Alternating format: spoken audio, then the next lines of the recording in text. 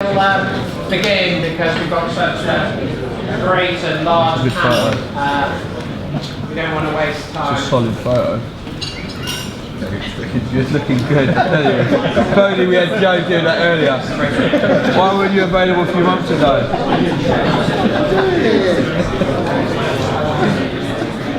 Your core support. That's a free alcohol, you know.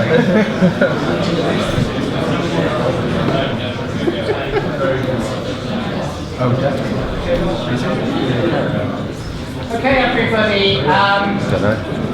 Thanks very much for coming to another one of ResPublica's fringe events, and we're delighted to have such a powerful, magnificent, and I think slightly countercultural in terms of the conference panel.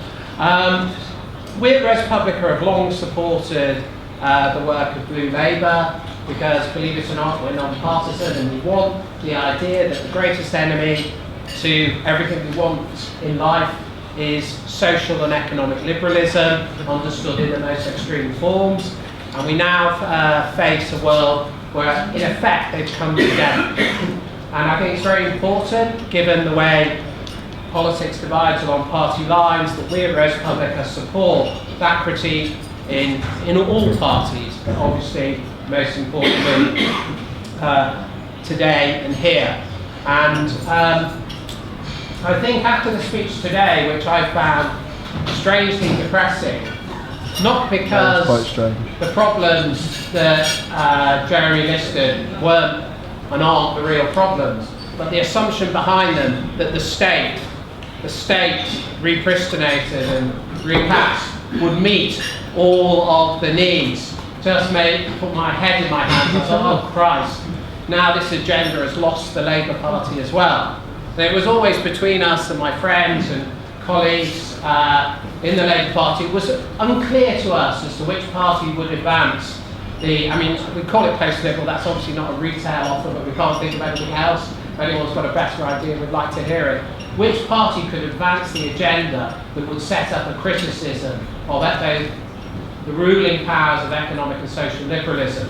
And obviously it looked like it lost in the Conservative Party, but we had great hope in the Labour Party. We had great minds, we had more people behind it in the Labour Party than we did in the Conservative Party. And for me, I feel quite depressed because it looks like that agenda has now lost, and I hope to be that sense of depression to be lifted by the fact that the people behind me will actually say we exist and continue to articulate and fight for these ideas. Because these ideas are the ideas of the majority. These ideas are the ideas that will win a majority. And I hope you in the Labour Party continue to fight for them and reform them. When the present project, as I suspect it will, hits the buffers, that what we have is something more than the old anachronism of Blairism facing the old anachronism of statism. You have to keep it alive, and we at ResPublica want to support that. So without further ado, I'd like to thank you for coming, and I'll hand over to Ros, who's our chair for the evening. Thanks very much.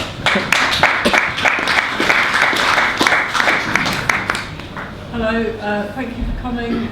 Talking to my fellow panellists just now before we began, it's become clear to me why I've been asked to chair this discussion today.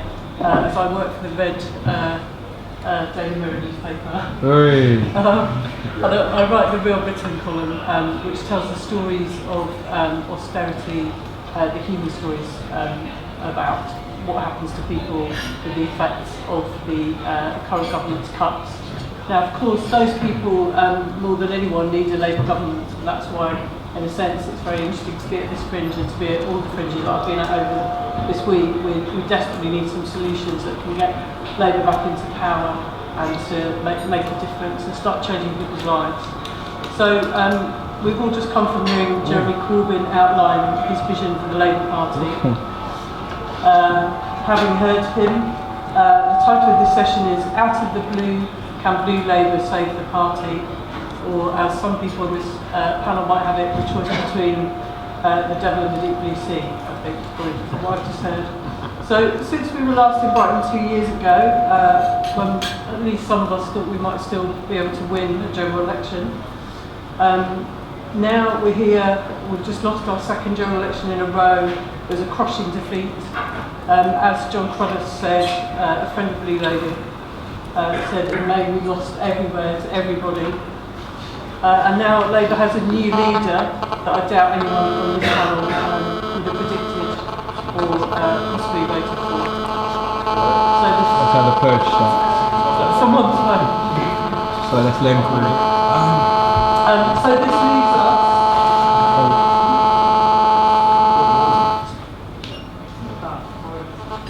Always. So this leaves us, as we keep hearing from various political commentators, in uncharted territory. And today we're going to try and find out what map or blueprint Blue Labour's got to offer. Can Blue Labour reimagine and reinvigorate the ground war and help to make Labour a movement again? Can it offer Corbyn's Labour Party an escape from its own echo chamber? Or do Labour Red and Blue Labour just make you kick turtle? These are all the things that we're going to consider. So without further ado, I'd like to start with John Mann, MP. John's the Member of Parliament for Bassett Law. He's organised many campaigns in his constituency on debt, heroin, treatment for addiction, double charging by solicitors for minor compensation claims. He currently serves on the Treasury Select Committee, has previously been the PPS to Tessa Jow and Richard Caborn. Before entering Parliament, John was the chair of Labour students and involved in running a family business. And he's one of the best. Well, thank you very much. One of us did predict Jeremy Corbyn's victory. I predicted it to a major national newspaper in June, but agreed with them that they would not publish it because I didn't want to boost Mr Corbyn's campaign. It was highly predictable to me because I've been in the Labour Party for 40 years. I've seen it at every level. I know what the membership's like, and I know what the potential membership's like. So it is no surprise whatsoever. I didn't quite predict how insipidly useless the three other candidates would be.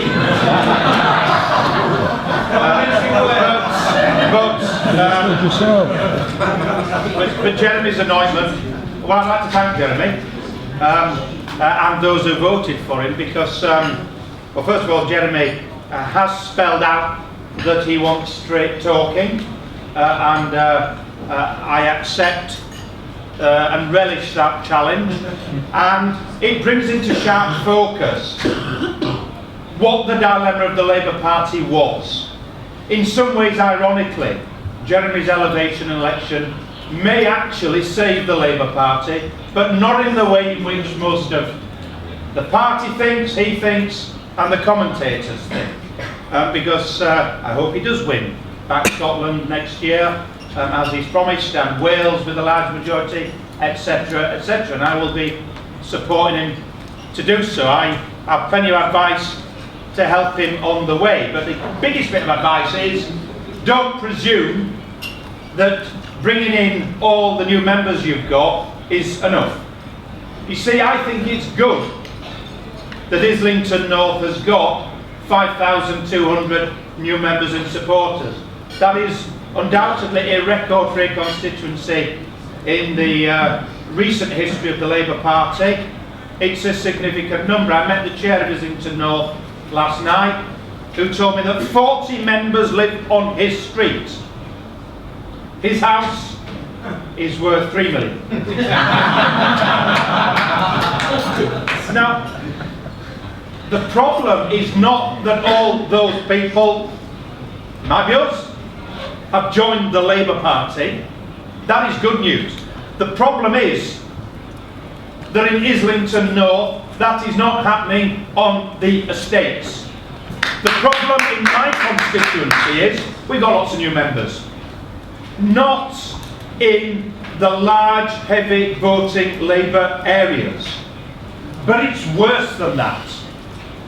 And I have highlighted this previously. It's critical. Everyone in the Labour Party understands it.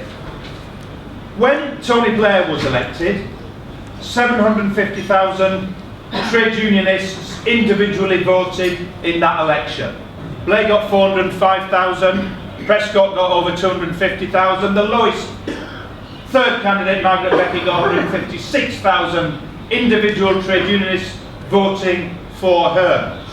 71,000 voted in total in this selection. It was 260,000 in the Miliband selection 5 years ago. Now, while the real experts, and I'm one in how the party rules work, will say, ah yes, we can excuse a little bit of that, not the loss of well over 600,000 people, real people, actual people, since 1994, who chose not to vote in this selection, even though it was free for them to do so. There are still 3.3 million potential members through the trade unions. And yet, I'm looking at where in my area, and I know it very well, where they have come from, we are not getting the big organised workplaces. We are not getting even the shop stewards in the big organised workplaces. The odd ones. Why? That question must be answered and mustn't be shied away from. Because what inspired, wonderfully, 5,000 people to join in Islington North and hundreds elsewhere in every part of the country hasn't inspired trade unionists to. But it's worse than that. My evidence is that if you're in a trade union and you're a man, at the last election, you are much more likely to have voted UKIP. Not voted Labour, but voted UKIP. That is the private feedback that the unions are getting internally, that they're very reluctant to share beyond a few people. But I get it in dribs and drabs. That is a dilemma for us. And the dilemma is not just an electoral dilemma, which it is, because we will not win without the white working class in particular. We cannot. But the dilemma is, in terms of our politics as well, what are we there for? Because the issues of the white working class, and they spread over into the non-white working class as well, but in my area there is only a white working class, as there is in Bolsover next door and Mansfield lower down. It is a traditional white working class. That's what I can speak most about, but some of this crosses over beyond the white working class. They have aspiration, but the aspiration isn't necessarily the same. Let me give you an example. Like I suspect my great leader, I am not a fan of Kentucky Fried Chicken, of McDonald's. I don't go in those places. I do not like the food. I do not think it's very good for me. If anyone asks my opinion, I'll be happy to tell them. Not good for your kids, bad food. Eat better food somewhere else. But I am not stupid enough when KFC wishes to come into my community to tell the voters, no, you're not having it, when they're petitioning for it. Now, who am I to make a judgment that my values, my aspirations are better than theirs? They are different. What I want from life is not the same as quite a lot of my voters. I do not want to go in KFC, but they do. And we need to understand when we are in a minority. Let me tell you the biggest political landslide that I have seen in my life, because it's just happened. Not the election of Jeremy Corbyn, but the reaction to me when I deigned and dared to say in my locality, perhaps we should accept 10 Syrian families. Not a great deal, you will probably say, but we could have 10. We could manage 10 for the 100,000 people in Bassetlaw. This is true. Vast numbers commented, and it was 99.9% against. Against me, against any Syrians, against any immigrants. And that includes Labour Party members attacking me on social media for daring to suggest that 10 more immigrants or immigrant families should be allowed into this country. That is not the debate going on in the higher echelons of the Labour Party. Now, that is not for me to concede that my value based on what I'm arguing is wrong, because I don't just say it, I go and argue it person by person, take it on the chin. But I need to understand that I am totally, absolutely out of touch with my voters, my would-be voters, as well as my lost voters. And if I don't, and we don't, we do not win. But worse than that, we can't transform this country. A socialist party cannot change society without the working classes. So do not fall for the mythology that the working classes have those aspirations. They are different. And what can we do about it to end? We should actually pick some of the areas that they like. The working classes in my area do not agree when Jeremy Corbyn said, flag waving, no, it's class. Actually, no, they think it's flag waving. They would like the Labour leader and me to be cheering on the England rugby team, men or women, with a flag, with a shirt in our shorts, drinking a beer, like they're doing. They would like that. They would like to see Labour representatives do that. They would like to see us collecting the buckets for Help for Heroes. They'd like to see me launching the poppy appeal. Why? Because part of their value base is precisely that. And if we don't do that, and do so proudly, and understand why it's right and proper that we do it, then we lose the white working class, and we deserve to do so. Many more policies would assist, but that's critical to transforming British society as well as winning elections. It isn't a choice we have, and my fear is the Labour Party is going to glory too much in the middle classes joining and ignore the lost 600,000 trade unionists who've chosen not to vote in a much higher turnout, very popular, very well publicised, energetic campaign, chose to sit on their hands. That dilemma must be dealt with, or Labour's out of office for a long generation, certainly the rest of my life.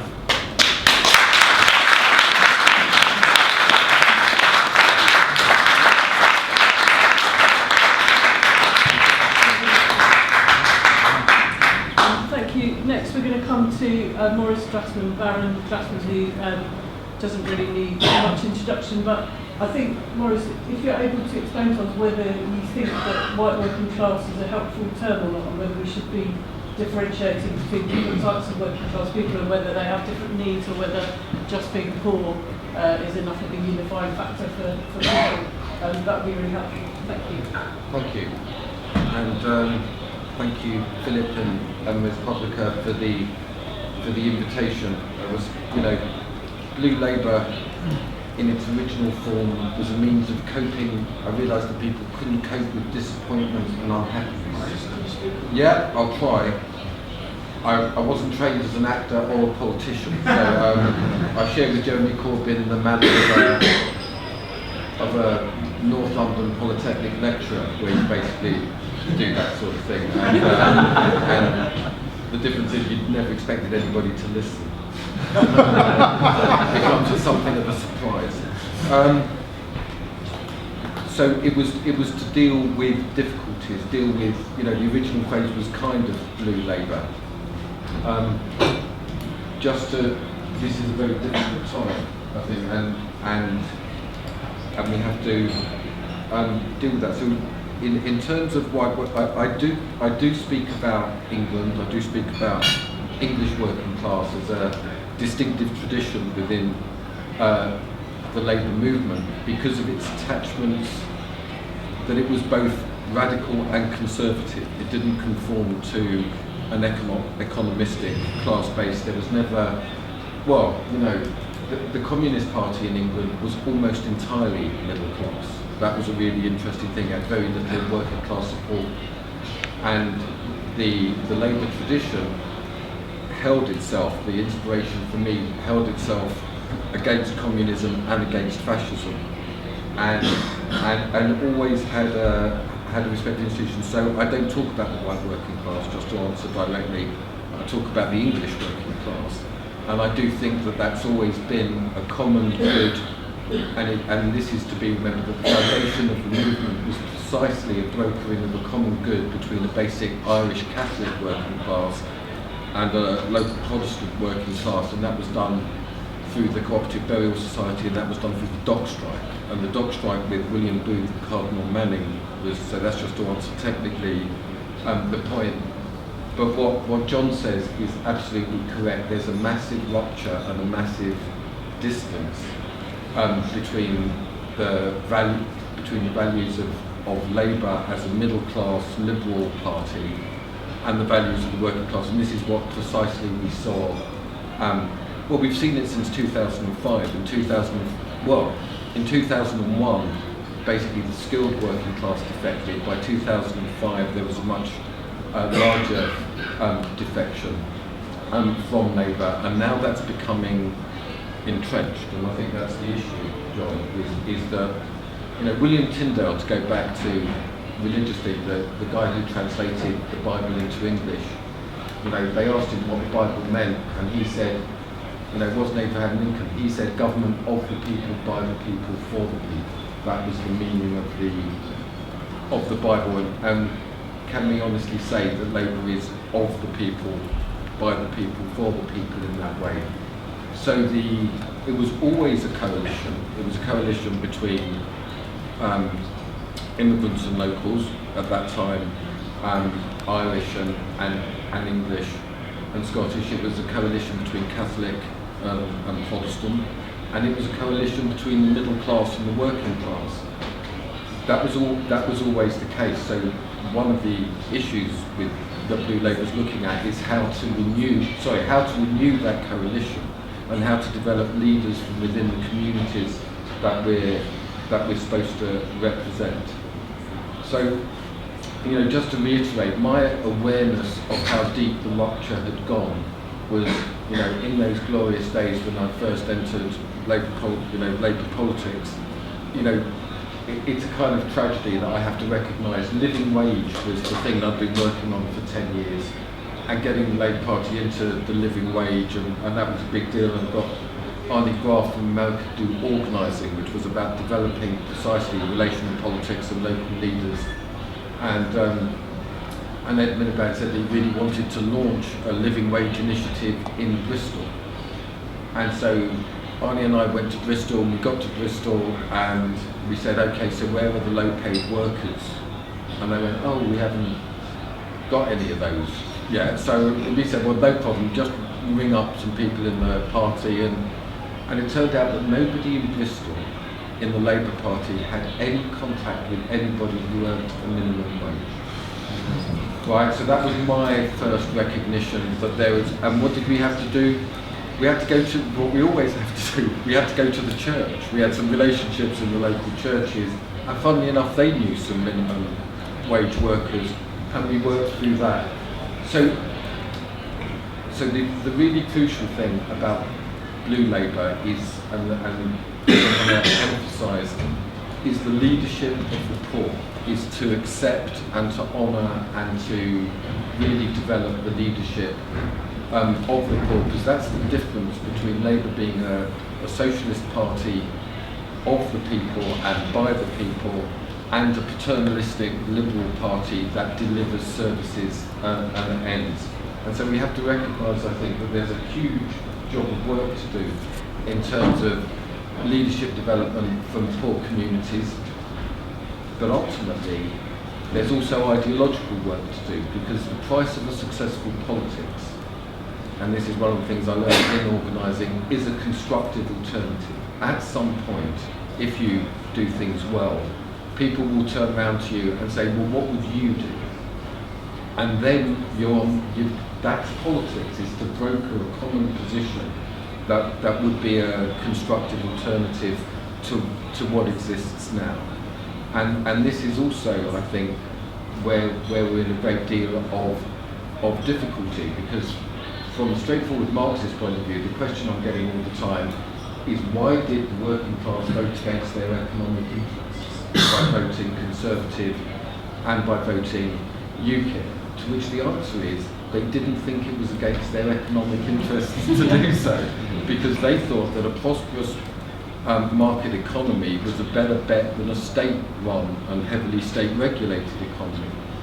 And however, if Labour has to therefore be much more creative in developing its critique of finance capital, of the domination of the economy by the City of London, and we've got to be looking at the leadership of local people to engage with the creation of regional banks, of workers on boards. But there's another thing, and I'll be interested to know what John Simon and David think, is that what I found going around the country doing the policy review with John Crudders is that not everybody wants, you talk about aspiration, not everybody wants to go to university. Not everybody wants to be confused, depressed and unhappy. It's an amazing thing with people like me, because there is deep down this notion that people want to be like us. And the biggest thing I'm telling you is they don't.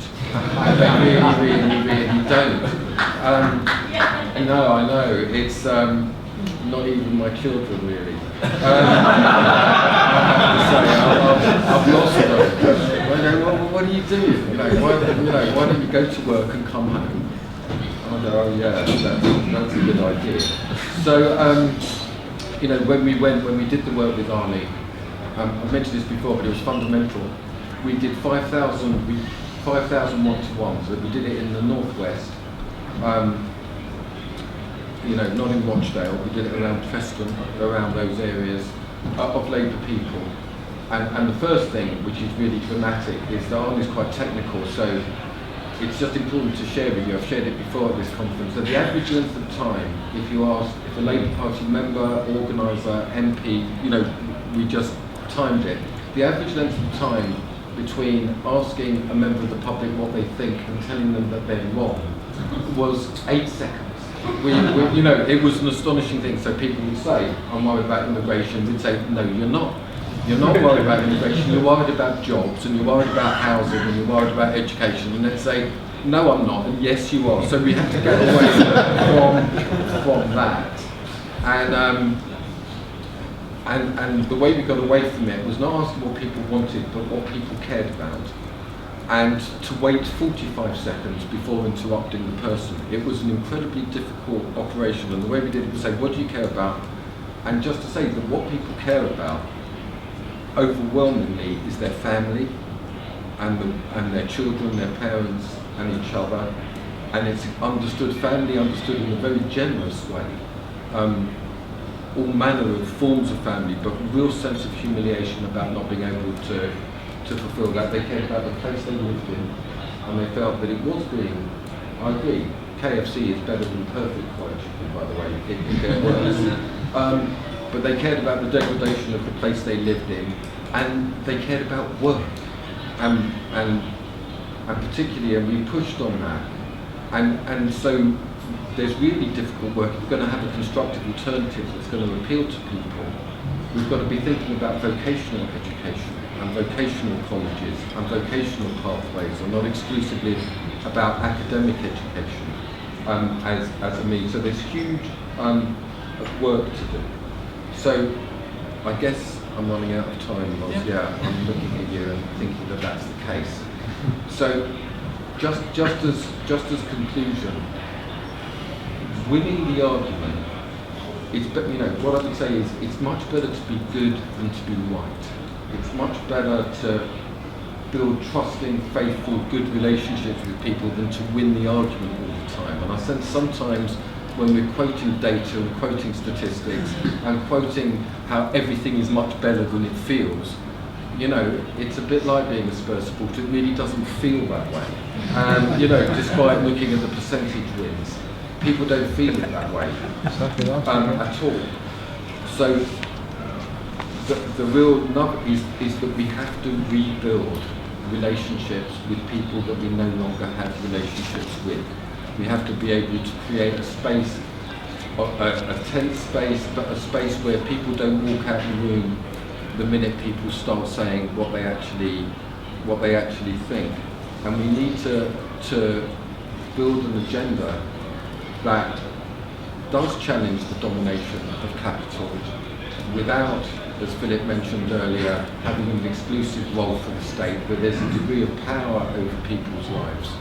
But that's fundamental. So, however right we are in our arguments, if people don't trust us and people don't think that we understand their lives, we won't win. That's just, I think, the way that it will be.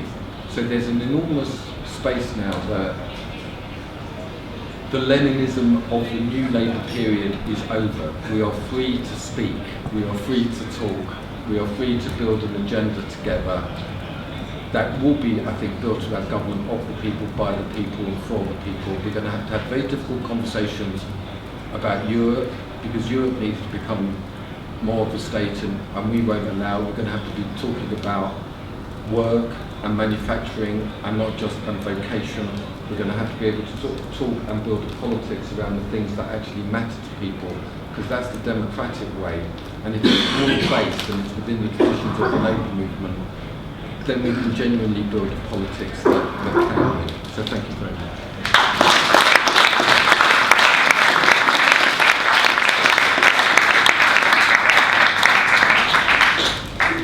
Thank you. I'd heard a version of that minimum wage story before, so I was glad to hear it from the horse's mouth, how it actually happened. And I think it is, yeah, it's an alarmingly telling story, perhaps the most telling that we've heard so far.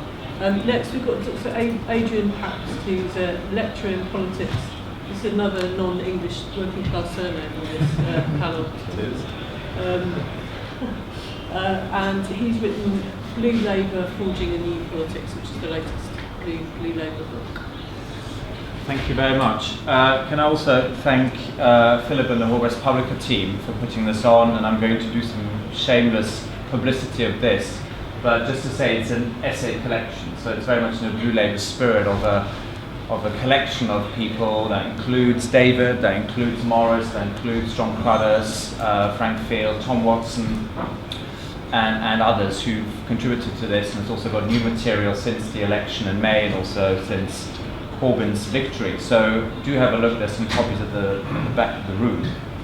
I'm very much the odd man out on this panel, the odd person out, because I'm, as Ross said, I'm not English, I'm not British.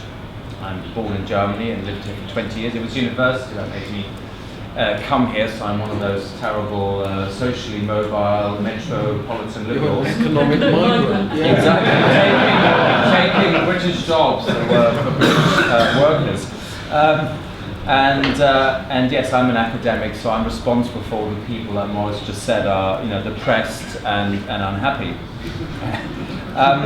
But the reason why I mention all this is not because my biography in any way is very interesting, but because I recently read in the New Statesman, I think it was by the former head of policy for Ed Balls, that when Blue Labour talks about English identity, it's just stuff that was born in an academic seminar and will always remain there.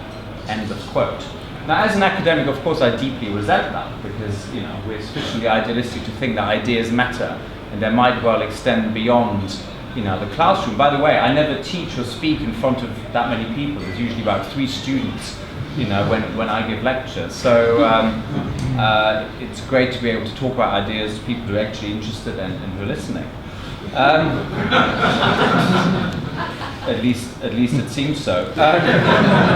But I think that whole perception that somehow Blue Labour is just academic, very abstract, it bears no relation to the country or the world we live in, is one of those many myths that I think we've been trying to challenge for so long. And so that's why I want to start really by talking about where we are, not about abstract ideas, but rather where Labour finds itself. And it is an existential crisis the party is in. There's no question about it. We've already heard from others about the defeat in 2010. We can add to that 2015 was, in some sense, the worst defeat since 1918 because of the way it feels.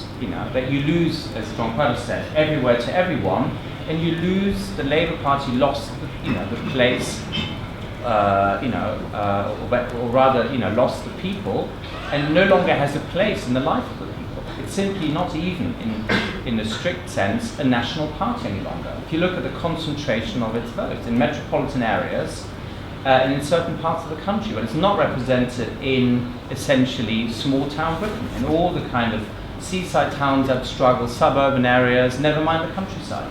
I teach at the University of Kent in Canterbury, and I can tell you there isn't a single Labour seat across the south coast except for Peter Kyle. That's it. So there are hundreds of miles where there isn't a single Labour seat. So the crisis really is existential, and I think we need to realise. And Blue Labour has always said that the party needs to own the defeat. It really needs to realise just what's happened in 2010 and 2015 before it can move on. And of course, having a premature resignation, as we had after 2015, meant that there was no space to grieve about the loss, no space to reflect on what it actually meant for Labour and for the country, and we had a contest, and well, we all know how that turned out. But it's also interesting that this energy, the enthusiasm that we've undoubtedly seen in the contest, and perhaps even here at conference, certainly in the main hall, is not necessarily very encouraging if we think whether it actually means Labour will come back, whether people will come back to Labour. And I think Paul Kenny of the GMB put it best. He said, the rallies are not enough to say that people will rush back to Labour. And we'll see when the first elections happen next year whether he isn't right, and I suspect he will be. And there's worse, of course, because with boundary changes to come, with the Tories extending franchise to the over 50, so to the expats, most of whom are over 55 and therefore very likely to vote, and Labour only talking about new voter registration, and we know that young people very often don't vote. It's a shame, they should. The fact is they don't. Again, they're the sort of students I teach, and I'm sure I'm again to blame for why they don't vote. And trade union funding for the Labour Party, and so on and so forth. Labour could really be locked out of power for a generation and become permanently irrelevant. So we have to realise where we are before we even begin to have a conversation about how we can win again. And again, it gets even worse than that. Not to want to be too gloomy, but let's face it, the Tories have parked their tanks on Labour territory and have done so unbelievably effectively. We may not like it, but it's true. Morris mentioned the living wage, something which Labour should have long offered in government or in opposition, and it hasn't done so. Apprenticeships, funded by business, that's something which Labour should have offered and didn't. Or city devolution. Right? Devolution was a good thing, I still think that's the case, but it never went far enough. So here we are, three things where the Tories have clearly changed the centre ground of British politics, and Labour was nowhere near. So given all of that, is there any way back? Well, there's no guarantee, because unlike the Tories, who have in some sense a more natural constituency, yes, it's changing as well and it's diverse, but there is a more natural Tory constituency across the country, not just in Tory safe seats. Labour doesn't have it. The working class, as we know, has fragmented, splintered, and changed massively, and we can't just appeal to students, to public sector workers, and to anti-war campaigners. They have a role to play. They have a place in the party, of course they do. But as John said, you can't build a politics, a majority politics around those constituencies. And I think that the speech we heard today played to a certain segment of the party, but didn't play to the whole party, and certainly not to the country. And I can't see how such an approach will win you trust and then win you elections. So Blue Labour can bring a lot, I think, to Labour, precisely because the Labour Party, at least in terms of the leadership of recent years and decades, has been missing a number of core principles that were always part of the Labour tradition. Mainly, really, the primacy of association, that we are not just isolated individuals on our own, because that's how human beings fail, because no one can succeed by themselves, nor are we just part of an anonymous mass, some collectivity. Rather, we all exist essentially through relationships in various groups, at work, at home, in communities, and so on.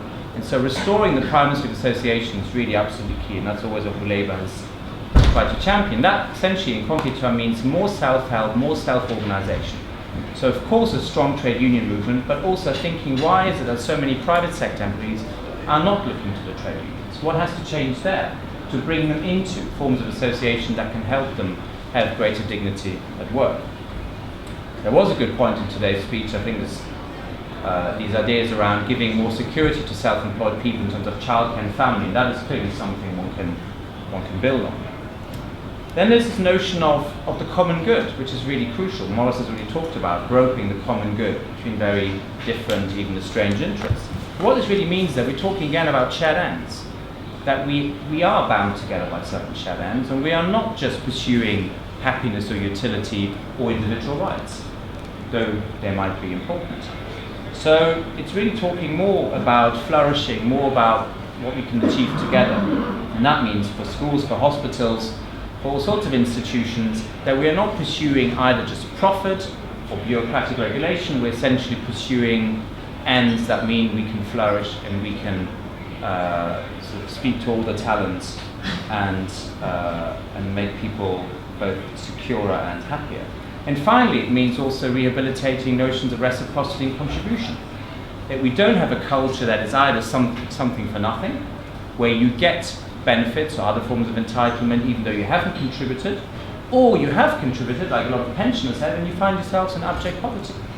So we have in some sense the worst of both at the moment. We have a something for nothing culture, and we have a nothing for something culture, where pensioners who've worked hard all their lives, paid their tax, done the right thing, now find themselves even sometimes locked out of their own homes, freezing, literally freezing to death.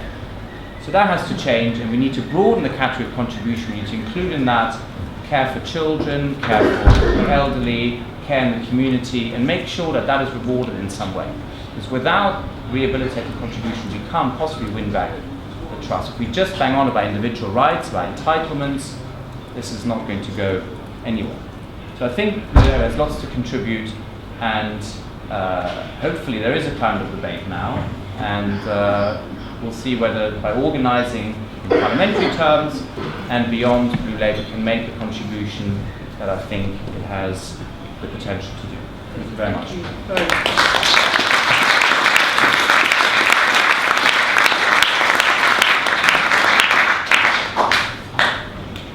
So next we have Simon Danchuk, the outspoken MP for Rochdale, who I hope is going to tell us how he felt about the speech this afternoon. All right, yeah, I can do. Well, let me start. I'm not going to speak for too long. I'm saving most of it for the Mail on Sunday, so it said it, didn't it? Straight talking, honest politics. So that was the. So I've been given permission to say exactly what we like. So I welcome that. And you couldn't do anything else in Rochdale. You wouldn't get elected if you didn't do straight talking, honest politics in Rochdale. It's fair to say. You wouldn't get elected in Rochdale saying that, wearing a white pocket either. I mean, this is some of the facts around these issues. That's why I challenged him on it. I'm almost minded to start by saying, "Come back, Ed Miliband, all is forgiven."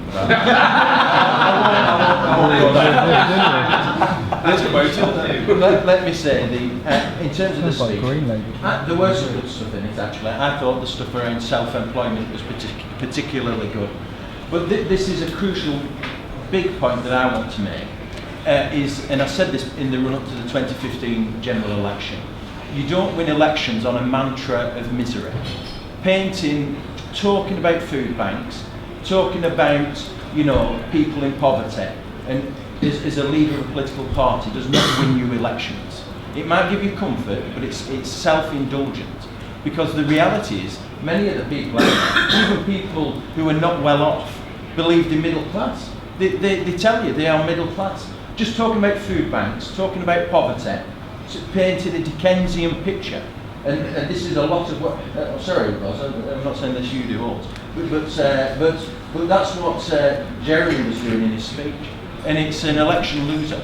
It's a bad picture to paint because the public don't appreciate it. They don't want that. They are aspirational. They want to be, they want to feel good about life. And the reality is, the real reality is that the Labour Party is a success story. We've talked about it. You guys have been talking about it, introducing the minimum wage. So, advancing working people's lives so much. People go on holiday, they go abroad. There is a small proportion of people who are in poverty, but you can't just focus solely on them and hope to win a general election. So I think that's a really, really important point. We should celebrate the fact that Labour has actually been extremely successful at helping working people. Things have got really good under Labour. We've done so much. And you're exactly right. The Tories have come round to our way of thinking. They're taking our policies. That's good. That's not bad. And the ones that you've been outlined, they're into the minimum wage and everything else. They've adopted our territory, and that shows how successful we've been, really. So what I do think we need to do in terms of communicating with the public is talk to them about the issues. And Maurice, I don't want to go over old ground, over the issues that are important to them. You've got to talk about welfare reform. You've got to talk about immigration. You've got to be, as a political party and a leader of a political party, patriotic. You've got to talk about Englishness. 23% of my electorate are Asian Muslim in Rochdale. And I'll tell you this anecdote. I brought David Dinsmore. He was the editor, till recently, the editor of the Sun newspaper. And he came and stayed over in Rochdale. He wanted to see what life was like outside of London, And so I came to bloody Rochdale. He'd probably know when he edits a newspaper full of readers up there. Well, at least he did it. The editor of the Mirror's never been to Rochdale. And I took him to a mosque. He'd never been in a mosque before. So all credit to him. We were getting out to find out what's going on. And then we did this discussion group with a group of Bangladeshi men actually at this community centre. And I asked them about immigration. I said, what are you worried about Eastern Europeans coming into Rochdale? And they all said yes. There were 20 of them. Every one of them said yes. And now I tell you that story because they're as concerned about immigration, because they are doing a lot of the unskilled occupations that are being challenged by Eastern Europeans coming and taking their work. I'm just saying that this is a real issue, and these are the issues that we should be speaking about. We can pretend not the whole of the United Kingdom is like North London. I don't know if that surprised anyone, but it isn't. And so, in terms of this, just to finish, in terms of the speech, I thought it was very self-indulgent. He wasn't speaking to the country. He was speaking to the whole. He was speaking to people in the Labour Party. He was speaking to the new members that have joined, but he wasn't speaking to the country. And you can't win elections unless you speak to the country. So he's made some big mistakes.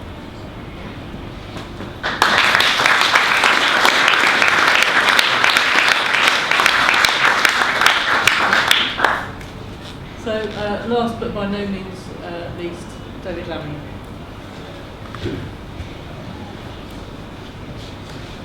This is my first opportunity to speak broader than just about London. North London. And certainly a bit broader than North London. I should be here on a slightly different platform, but I'm in a way happy but sad to return to the subject that is Blue Labour. The first thing to say is Blue Labour is a really, really crap title. No offence to Maurice for that, but it's for lots of reasons it puts people off. But I do want to say that other than the Blair Project, which was a project that began in Australia under Paul Keating, and obviously in America under Bill Clinton and the Democrats, it's important to recognise that Blairism, or whatever you want to call it, is about 30 years old. It too is a formula that has badly run out of steam and needs reinvention. I'm not going to go back before Blairism because we might be back there anyway. But it is to say that what Blue Labour was an attempt at was, as we were running into the sand towards 2010, to really think anew about what the world looked like outside. And because it's not been fully articulated on the panel, I think it's important just to say basically what that is. It is to say that largely those that have contributed to this book and other books, and my book, Out of the Ashes, has been described as a Blue Labour tome, largely came to the view that there were two revolutions that defined the 20th century. and that politics today, wherever you find it, certainly in the developed world, is wrestling with those two quiet revolutions. The first revolution, which our party was right in the seat of, the revolution that certainly brings me as an ethnic minority here to this room, brought my parents to this country, the first revolution is the 1960s social liberal revolution. It's the revolution of human rights. Martin Luther King, Gandhi, women. Absolutely something the Guardian very proud of. The second revolution is the other liberal revolution of the 20th century, the economic liberal revolution, largely of Margaret Thatcher and Ronald Reagan, but to some extent of Tony Blair and Gordon Brown and Bill Clinton as well. And both liberal, one about the freedom to make as much money as you want, however you want, that brought us the crash and brought us a huge housing crisis, and the other a revolution that, yes, gives us our rights, but what I think we were conscious of, and what the Labour movement always ought to have something to say about, and where it was born, is that if we are just aware of our rights and not of our responsibilities, we are in trouble. And so that relational aspect that Morris talks about, it seems to me, is very important. So here's where I want to be very positive about the guy I nominated.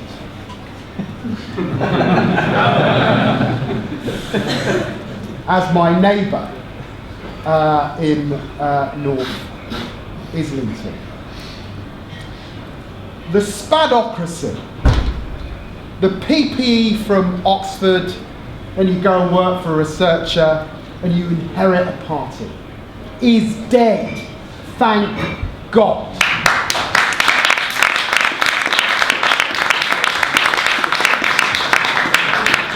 Thank God. If you are young and you want to be a politician, go out and do something first. Give back to someone. Don't just sit in a think tank. Don't just get a job with an MP. Do something first. They can come to it. And I think that Jeremy, at his best, and I know him because we work across borders, obviously if you're a neighbouring MP, exudes sincerity, integrity, and an authenticity. And so we must recognise that part of what attracted so many people in the Labour movement and broader to vote for him was that this was not a guy that was spun. This was not a guy that seemed to know the bloody dividing lines. This guy was authentic, he was real. And in part, the Blue Labour was reaching for that, reaching for some authenticity. I think that that is a good thing. In that sense, it's potentially relational. At least we've got someone at the head of the party who feels relational, potentially. Very sincere.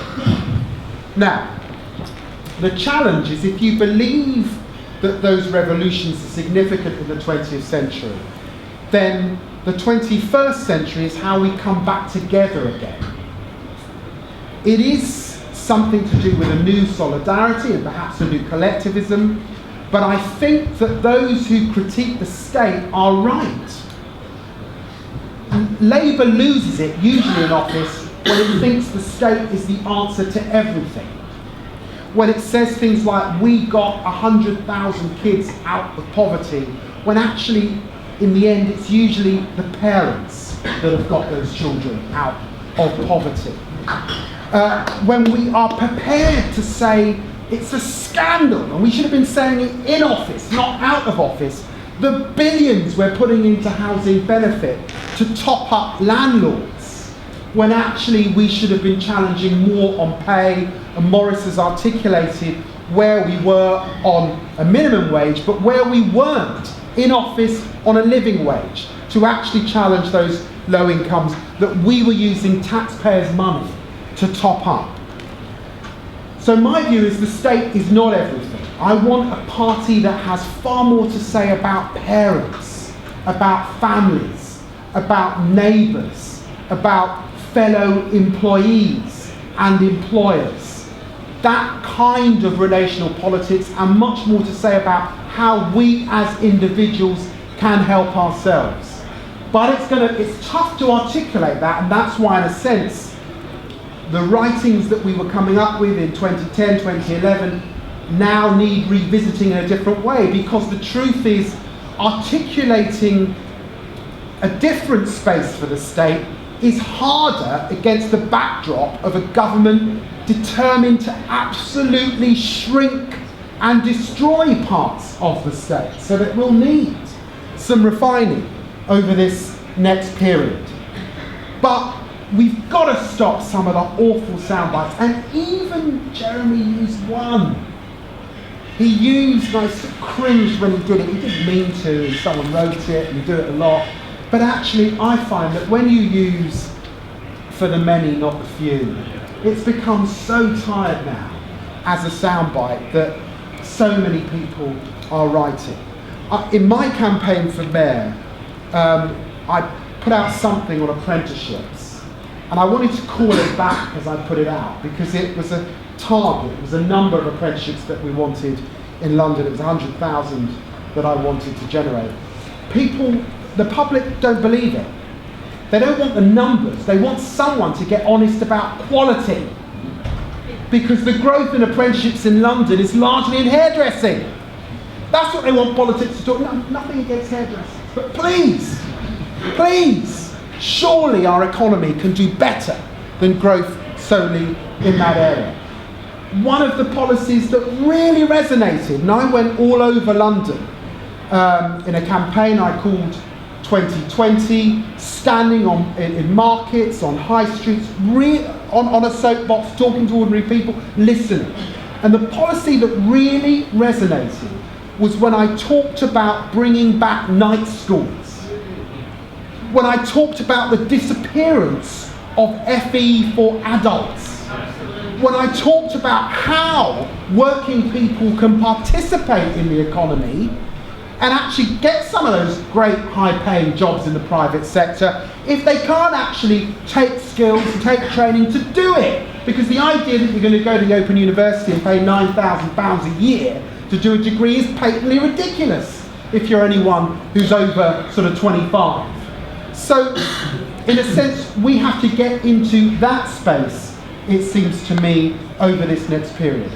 I do think we need to acknowledge what happened in the general election. And it's going to be hard. Only 28% of white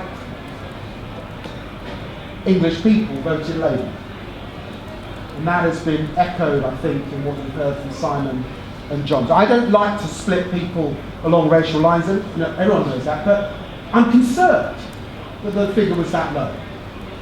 That twice as many people over 55 voted Tory than voted for us. So for all our enthusiasm about these young people that have come into the party, just to gently remind you, young people have always been voting Labour for some significant time. It's those who are a bit older that we need also to persuade to vote for us.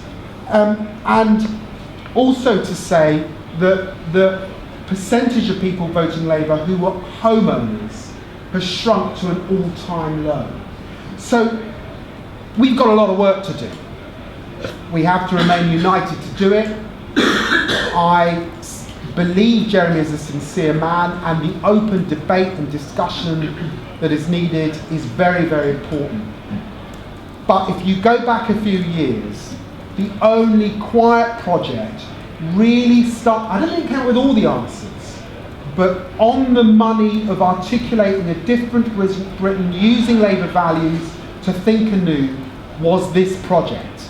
And I hope it will be picked up again with a much broader offer than the retail politics that we had under Ed Miliband.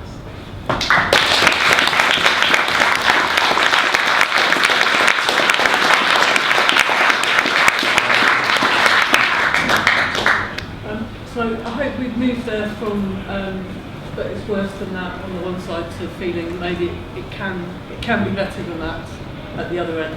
But I'd like to take some questions and see what everybody else thinks. Lady in the front. I'd like to put a question to you, John. I don't know if there's We have the no microphone.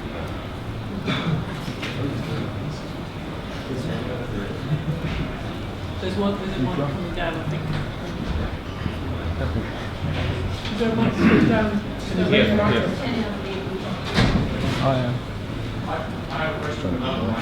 No, just wait. It's okay. I'd like to pose two questions to John Mann.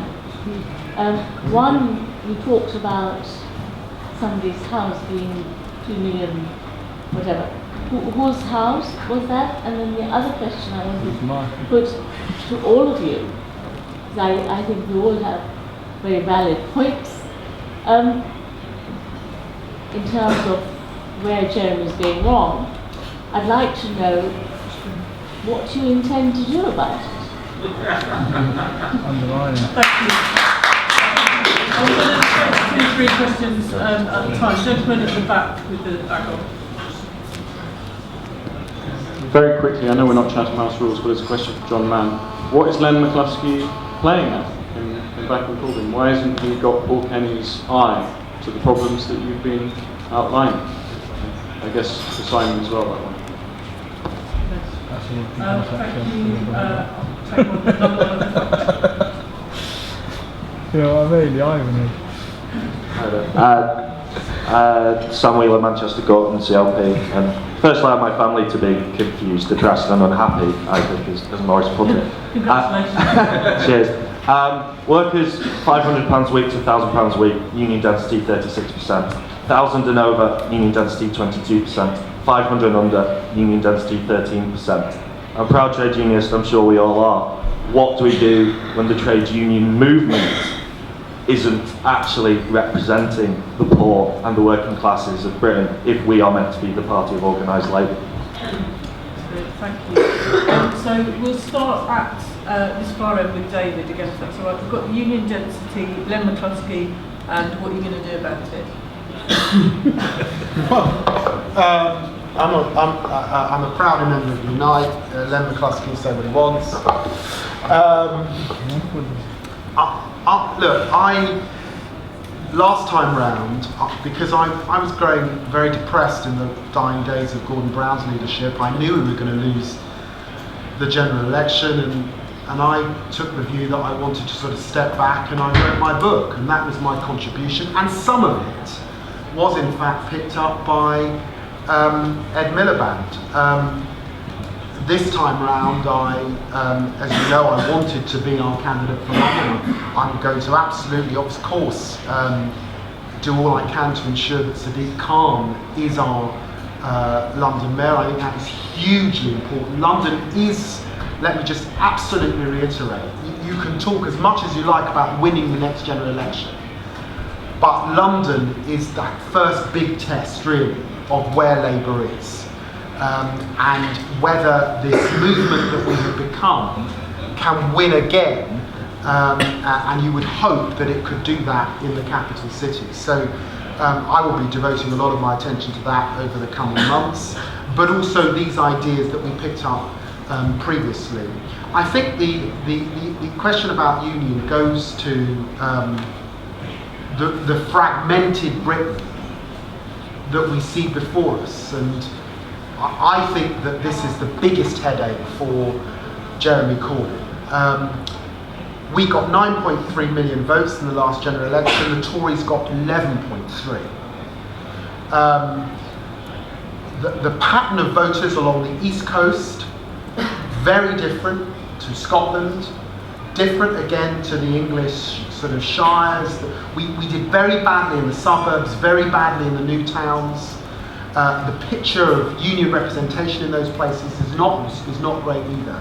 So it's a huge project, the leader of Labour. The breadth of the project is big, and the only thing I would sort of just gently say to my comrade across the border in Holloway and North Islington is simply to say that I didn't get a sense today that I know we've lost the election, we want to be picked up, but I didn't get a sense today of the breadth of the challenge that faces us if we're serious about power. And let me be really brutally honest, my particular role in this party.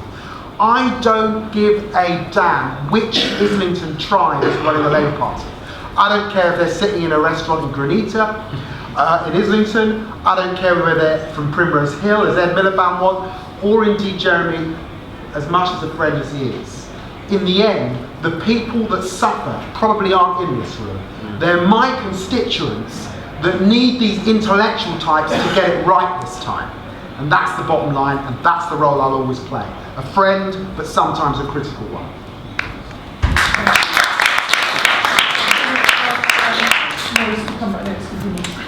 Yeah, I just want to apologise for leaving the party. It's been really good. I've got to go to church, is what I've got to do, and I feel obligated.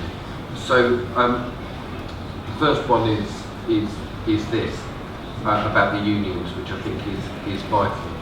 It is that what didn't happen under New Labour at all, and what hasn't happened in the Labour movement for 50 years, is any constructive vision of the role that unions can play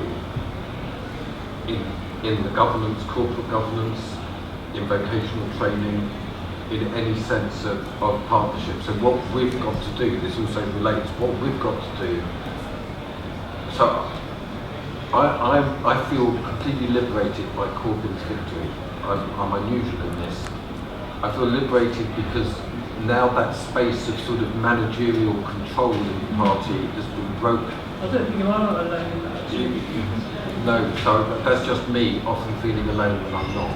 So you know, there's a you know, could be a psychosomatic illness. You know. So, which is a distinctive genre of film for which there is no known cure. So I really feel liberated by that, and particularly being able to talk about capitalism in a different way and to be able to resist. So the reality is that we've had an economy that is completely dominated by finance capital, and we need to have an economy that also has production, manufacturing and labour value. Above all, the whole of the political economy that we need to develop has got to be around labour value, which is a labour political economy, that growth will come from skilled work, reproduced.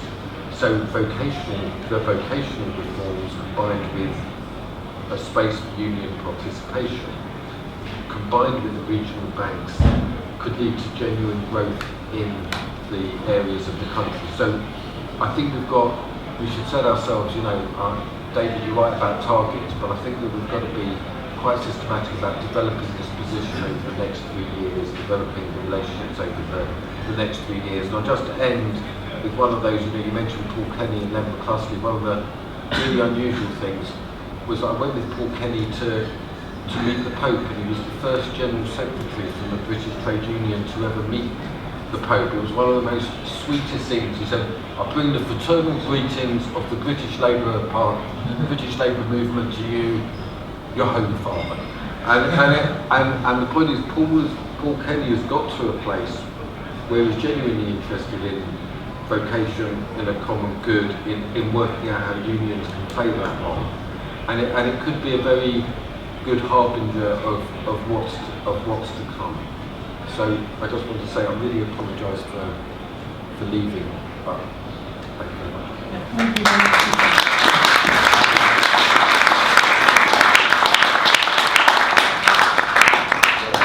I know you're very keen to speak, so give us your contribution. And then I'll still come back to your question after. Yes. Yeah, Graham Jones, I'm the Member of Parliament for Aberdeen. I just want to say to the panel, ask a question. I came from a factory straight into Parliament. I was a union member, but I wasn't pushed through the union candidate selection. I made it on my own. And I've got two questions. My colleagues in those factories, my friends who work in other factories and my colleagues in the factory that I worked in, think that Labour no longer represents them. What's the answer to this problem? Because day in, day out, as a Labour representative, I'm told, I get my ear bent as to why the Labour Party no longer represents their interests. And that is from my friends and all my mates as well. Secondly, the second issue is around aspiration. So, when we have this playwright aspiration of a big new house and a new job and a career, what about people who don't share that aspiration? What about people whose aspiration is a better community centre, or the family, or the friends, or the place that they live, or instead of the Victorian terraced houses where they're being run down, actually regenerated as a community and investment put in? When are other things that aren't material going to be part of the Labour Party manifesto instead of material aspirations that we have under Blairism? And by the way, I'm not a Jeremy fan either, and I'm not a Blairite fan either. I sit in that. I don't like Blue Labour, I never use it, I always use traditional Labour because it goes back 250 years back to the factories. When are we going to get back to some traditional Labour values that ordinary people have, that the vast majority of people in this country, including Conservatives, share, not Conservative values, or the centrist state values either? Thank you very much. I'm sure some of that answer is when more people like you take your seat as members of Parliament, you come from your background, that will transform our politics immeasurably. Could you please use the microphone? I can't hear you. Okay, I'll set you down. Right, so let's answer that question, and the people that still haven't answered this lady's question, try and answer that as well, if you don't mind. John. Oh, what is the theme that needs to be there? The theme, in my view, is empowerment. What people want is power. The power to be able to control their lives, influence their lives, shape their lives, do something about it. And they don't like the reality that they don't have power. Be it with an employer, be it with the local council, be it with the government, be it with that what the job's going to be, and that is how we'll win the next election. How do we get to that? Well, I mean, Jeremy's he's asked to come to Bassetlaw. I suspect he thinks he's going to have, if he comes, a rally of the faithful. Well, he is not. If he comes, he will be knocking on doors with me of the very people telling me they're not voting Labour because of immigration. And let him then listen and think.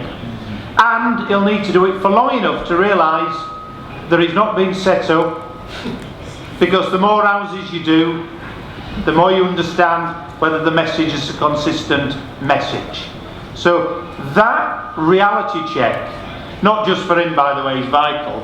And there was, I can't remember, somebody said on the panel, I'll have to disagree with whoever it was, it's a new broom in terms of we don't have the spads and the rest taking over. Well, I've looked at who Jeremy Corbyn's appointed. I can tell you one thing about them, I know them all. And I know them all because they were all trots in the IMG and Socialist Action 20, 30 years ago. And they're still hanging around now. That's not new politics. John Ross and all the rest of them coming back in. You know, that is actually the same elitism.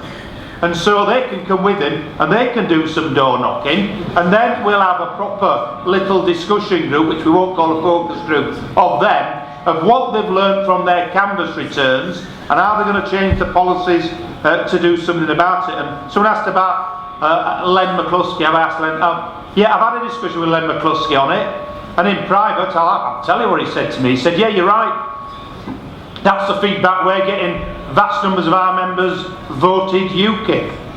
He hasn't answered my question back, what are you going to do about it? But I will say this, the collapse in the unions that's going to come because of this Tory bill, inside the Labour Party and outside, because there is going to be a short-term collapse, may well concentrate union minds, because GMB only has 24,000 people registered with the Labour Party. That will be their affiliation when this bill comes in, unless they do something about it. Not 600,000, big block vote, 24,000. And some unions, famous unions, on the current rules will be down to one delegate. One delegate. So either someone's going to have to fiddle the rule book, old Labour style politics, or there's going to be a reality check coming, because that bill will go through because the Tories have got the vote. So I actually, ironically, despite their weakness, see the unions as salvation, because they're going to have to do something to survive. I'm going to give I was going to give Adrian a chance to come back to how come this lady's question. What's everyone going to do about it? Yeah. Well, I'll be absolutely frank. I'm well aware, being an academic, that not only do I not teach to, as many people as are in the room today, but I also know that this book won't be read by very many people, though I hope some of you might pick up a copy. And, of course, books like these, are not going to, change the whole debate and change the perception that people have of the Labour Party. I think the work that has to be done is a combination of, if you like, a very accessible, very plain-speaking, and I think we can learn from Corbyn certainly on that account, public philosophy. What is it that binds us together as citizens? What is it that we care about? And we've already heard family, work, community, locality, housing, schools, of course, but not immediately turn that into abstract policy retail offer, but rather, a story that people can relate to. A credible narrative that was never really told under Ed Miliband. I think the One Nation came closest, but then of course we know after the omni-shambles budget he just retreated into a comfort zone. And only talked about things that essentially was a form of preaching to the converted. So I think we need to do a lot of work on how to reach out and make people aware that Labour isn't just what perhaps it stood for too long. Remind them of traditions, but also remind them that there are people who are in this room who embody something that isn't a kind of metropolitan, very, very liberal, very secular kind of politics that they cannot connect with. So I think there's lots of work to be done. I also agree that the term Blue Labour isn't ideal, and we know it's not going to cut through with lots of people. It has one virtue, though, among many vices, and that is that it generally gets people thinking. It has the virtue of being paradoxical. You think, well, what does that mean, Blue Labour? And then you get into a conversation that's more intelligent than just to say, we want a little bit less state, a little bit more market, or a little bit, more rights and fewer contracts. No, it actually gets you to think much more broadly about all the paradoxical things we need to hold together, the young and the old. And as we've already heard, Labour has lost the so-called grey vote, right? 23% is what the Tories won, the grey vote, compared with Labour. So there was a difference of 23%. In the vote of the over 55. In other words, Labour had nothing to say to the over 55s, which is a shocking statistic, even though we don't want to reduce politics to that. We have to hold together the various parts of the country. So it's not just about London and the rest, it's about young and old, it's about north and south, it's about Saxon and Celt, it's about natives and immigrants. All of these paradoxical relationships will have to be built. And so Blue Labour in that sense is helpful. You might say, to put it more in plainer terms, it's essentially a common good politics. That's really what it is. It's about trying to say we work for the common good, in other words, where you have individual fulfillment. Just tried to say. Yeah, exactly. Wasn't his entire speech? I'm not really sure, because he talks about a kind of politics and a more decent society, which I don't disagree with, but he doesn't really use the notion of common good, which means it's about individual fulfillment and about mutual flourishing. He doesn't use that language. He goes on about human rights. I'm not against human rights, but as David said, rights. No, but let's be honest. Rights are fine, except for when you have two rights that collide, very often it's power that decides. So rights alone won't work. You need the responsibilities, you need the obligations, you need, in other words, the relationships that make rights work. It's the same with contracts. If you only have contracts, you know what's going to happen. At some point, someone will have to decide, how a contract is enforced. So we need to recover the language of obligation, of duty, what we owe to others as well as to ourselves. And if we don't do that, there's no hope. So I think, Blue Labour as a term I understand is problematic, but common good politics I think is the space that we're trying to build. So why? Thank you. I just need Simon to come back and see the only person. I just wanted to read you, I've just had a text here from, it says Simon Oaksey is the son. Did you just say, come back Ed, all is forgiven? So thanks for whoever's tweeted that out. Don't be in trouble. I appreciate it. It's going to be put in the paper tomorrow. I agree with John. The new politics smells a lot like the old politics actually. And I remember going to see Arthur Scargill, Graham will relate to this because he knows the geography, speak at Burnley Miners Club during the 84-85 miners strike. Absolutely electric atmosphere, fantastic. I saw Michael Foot speaking around that time at Burnley Socialist Club. I don't know if it's still there, but they used to have a socialist club, working men's club really. And great speakers, I mean fantastic, but where did it get us? We didn't win the miners' strike, did we? Michael Foot didn't win any elections. Felt fantastic, but we weren't getting anywhere. And in answer to your question, we have to be relevant to these people, don't we? And the points that you make, Graham, we have to speak their language. We have to, and we have to use the media as well. People say to me, "What are you doing writing for the Mail or the Sun?" And Ed Miliband, in his conference speech before the general election, attacked the two biggest selling newspapers in the country. You couldn't make it up. Millions of people read these publications. And what does Jeremy do today? Again, he attacks the media. People read this stuff. You can't communicate just through the Daily Mirror. You know, is it Good though it is. as good as it is? You know, I just do not understand it. And all them people that you were talking about, Graham, read those papers, don't they? You know, and others as well. Millions of people get vilified from them as well, though. Millions of working class people get vilified by those papers that you're so proud to represent, and have done for nearly 30 years, have been vilified by the Daily Mail. Yeah. So have my Jewish community been vilified by the Daily Mail. If you don't want to read it, don't read it. That's up to you. Why write for What I them? ask is really pertinent, because I come from a planet which has right there. I'm just being told now that we've only got 2 minutes to I'm finish sorry, those. this is something I want to know. That area, my ward in particular was Labour parties. Now there are 3 new parties. So people are, this is what you're saying. They will turn to something I can else. take some more And if we're going brief. to have any kind of Labour party, Thank we you. need You've to had the chance to speak, and and I we've only got want a to couple know of minutes what must left. go back and do. We've only got a couple of minutes left. But So you still just have hear to from the My name's Brennan Tawari, I'm 19 years old and I'm a youth officer for my local CLP. I have a few things I have to just raise with you with the panel. The first thing is that we know how much of a disaster the leadership debate was, because something that I kept saying to my local CLP over the summer was that we have to really ignore this petty infighting on a national level. Since I joined in May and since I've been a youth officer, I can't tell you how many events I've been to, and I've heard people on the left of our party bash Blair, Brown and New Labour, and then people on the right of our party openly mock Corbyn and his comrades.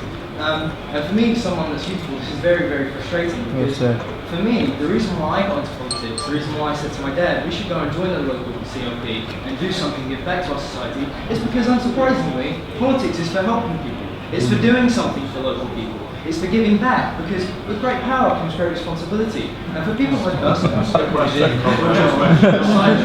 because I need to just address this, because you talk about whether we're irrelevant, or how in 15 years' time, or 5 years' time, or 10 years' time, or 2020, we could be in irrelevance and we could be something that people don't even recognise. But we need to rally behind a common cause that I think Corbyn addressed today, and that is this honest politics and the straight-talking politics that actually addresses people's common humanity. And that's not just about winning elections and what can appeal to the country, Simon. I think personally that's about helping good people, helping people with parents. You said about parents, you said about the night schools. That's helping people and actually making them feel like we care. I don't know why you would be shaking your head at that, Simon. I don't know. This is my naive idealism. But I think it's something that's very I've got to finish, I'm sorry. Jeremy King, who wants to planet. And this is just